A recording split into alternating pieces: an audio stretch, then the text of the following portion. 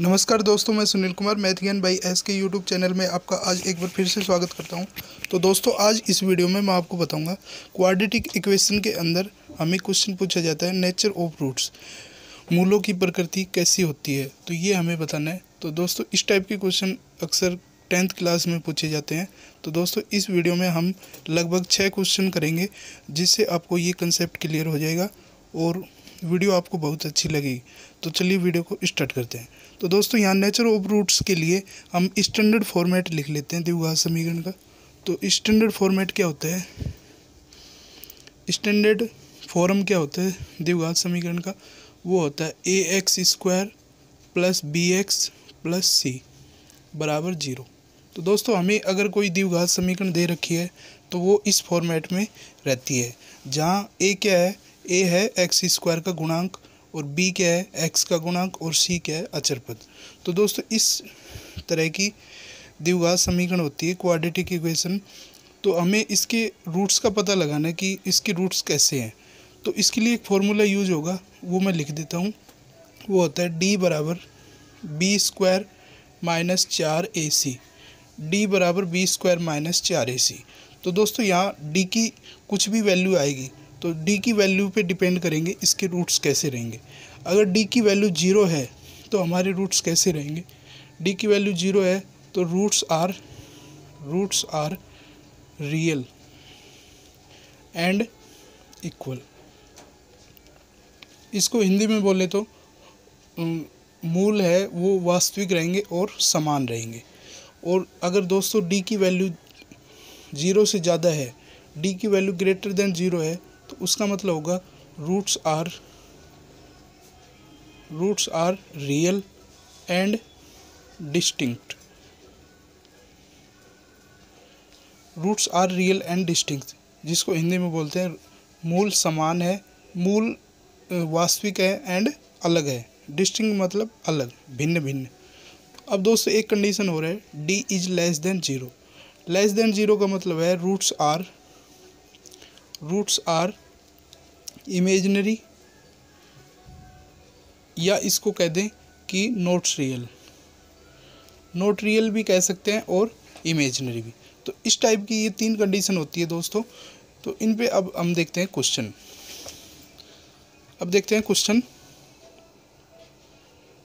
तो दोस्तों, यहाँ पहला क्वेश्चन दे रखा है 2x² - 3x + 5 बराबर 0। तो हमें बताना है इसके रूट्स हैं, उनकी नेचर क्या है, या हिंदी में बोले तो मूलों की प्रकृति क्या है। तो दोस्तों, हम क्या करते हैं, इसमें पहले a और b और c लिख लेते हैं। तो यहाँ a बराबर कितना हो जाएगा, जो x² के साथ लग रहा है वो है a, तो a कितना हो जाएगा 2। अब देखते हैं b। तो b वो होता है जो x के साथ लग रहा है, तो x के साथ लग रहा है -3, तो b की वैल्यू -3, और c की वैल्यू निकालते हैं, वो हो जाएगी 5। इस प्रकार हमें a, b और c प्राप्त हो गए। अब दोस्तों, हम वही फॉर्मूला लगाते हैं, d बराबर b² - 4ac। तो यहाँ b की वैल्यू है -3, तो यहाँ -3 का होल स्क्वायर -4 गुणा a कितना है 2 है, और c कितना है 5 है। अब -3 का होल स्क्वायर होता है 9, -4 दूनी 8, और 8 पंजू 40, तो 9 - 40, तो ये कितना हो जाता है -31। तो दोस्तों, d की वैल्यू हमें कितनी मिल गई, -31, जो कि क्या कह सकते हैं इसको, d is less than 0। d की वैल्यू लेस देन 0 है, तो इसका मतलब क्या हो जाएगा, रूट्स आर नॉट रियल, या इसको इमेजिनरी भी कह सकते हैं। तो हमारे रूट्स कैसे होंगे, रियल नहीं होंगे। अब देखते हैं नेक्स्ट क्वेश्चन। याद दे रखा है 2x² - 4x + 3 बराबर 0। तो दोस्तों, हमें नेचर ऑफ रूट्स निकालना है। तो यहाँ a, b और c लिख लेते हैं। तो a बराबर हमारा कितना हो जाएगा 2, और b बराबर हमारा कितना हो जाएगा -4, और c बराबर हमारा कितना हो जाएगा +3।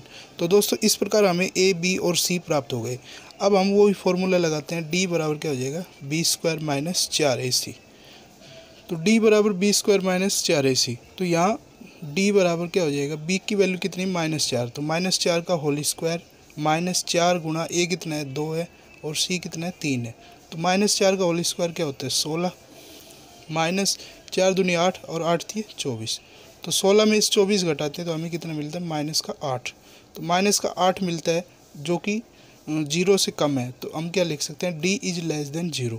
तो d इज लेस देन 0 का मतलब हुआ roots are not real, roots are not real. तो इस प्रकार हमारा उत्तर आ जाता है रूट्स आर नॉट रियल। अब देखते हैं क्वेश्चन नंबर 3। यहाँ दे रखा है 2x² प्लस x माइनस 1 बराबर 0।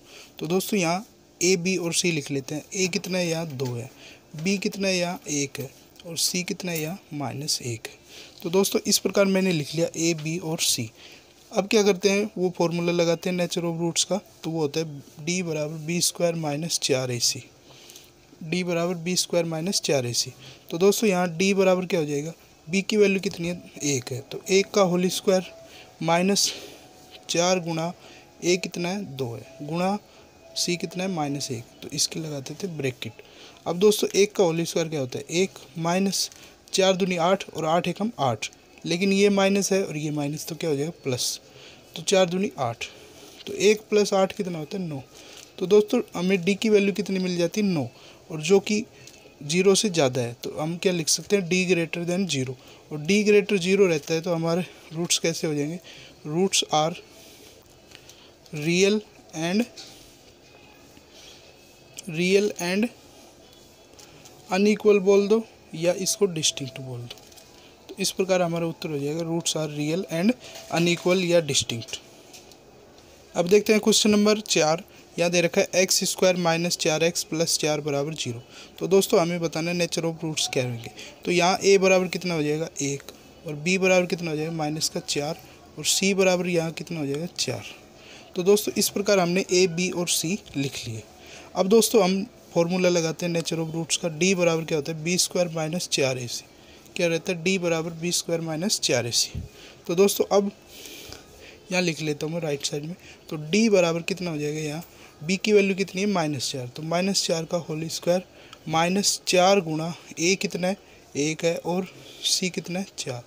तो इस प्रकार लिखने के बाद अब यहाँ -4 का होल स्क्वायर करते हैं तो वो आता है प्लस का 16। तो 16 माइनस 4 को 1 से किया 4, और 4 को 4 से किया तो 16। तो हमें क्या मिल जाता है, 16 माइनस 16 क्या होगा, 0। तो इस प्रकार d की वैल्यू हमें कितनी मिल जाती है, 0। और d की वैल्यू 0 रहती है तो हमारे रूट्स कैसे रहेंगे, roots are real and equal. तो इस प्रकार हमारा उत्तर आ जाता है roots are real and equal. अब देखते हैं नेक्स्ट क्वेश्चन, क्वेश्चन नंबर 5। यहाँ दे रखा है 2x² प्लस 5x प्लस 5 बराबर 0। तो दोस्तों यहाँ हमें बताना है नेचर ऑफ रूट्स क्या है, मूलों की प्रकृति क्या है। तो फटाफट लिख लेते हैं a, b और c। तो a कितना है, 2 है, b कितना है, 5 है, और c कितना है, 5 है। तो इस प्रकार हमने लिख लिया। अब वो फॉर्मूला लगाते हैं नेचर ऑफ रूट्स का, क्या होता है, d बराबर b² माइनस 4ac। तो दोस्तों यहाँ d बराबर b² माइनस 4ac ये मैंने लिख लिया। अब यहाँ d में वैल्यू पुट करते हैं। b की वैल्यू क्या है, यहाँ 5 है, और a की कितनी है, 2 है, और c की 5 है। तो यहाँ लिख लेते हैं फटाफट, 5 का होल स्क्वायर -4 गुणा a कितना है, 2 है, गुणा 5। इस प्रकार 5 का स्क्वायर क्या हो जाएगा, 25, -4 दूनी 8, 8 पंजे 40। तो 25 में 40 घटाएंगे हमें क्या मिलेगा, -15। और d की वैल्यू -15 है, मतलब d की वैल्यू लेस देन 0 है। तो हमारे रूट्स कैसे हो जाएंगे, रूट्स आर नॉट रियल। क्या हो जाएंगे, रूट्स आर नॉट रियल या इमेजिनरी बोल सकते हैं हम इसको। अब देखते हैं क्वेश्चन नंबर 6। यहाँ दे रखा है 3x² माइनस 2x प्लस 1/3। तो दोस्तों यहाँ क्या करेंगे हम, यहाँ 1/3 है तो हम 3 से पूरी को मल्टीप्लाई कर देते दोनों साइड। तो यहाँ 3 से मल्टीप्लाई करेंगे तो क्या हो जाएगा, 9x² माइनस 6x प्लस 1 बराबर 0। तो इस प्रकार ये हमें सिंप्लीफाइड रूप मिल जाता है। अब यहाँ a कितना हो जाएगा हमारा, 9, और b कितना हो जाएगा हमारा -6, और c कितना हो जाएगा, 1।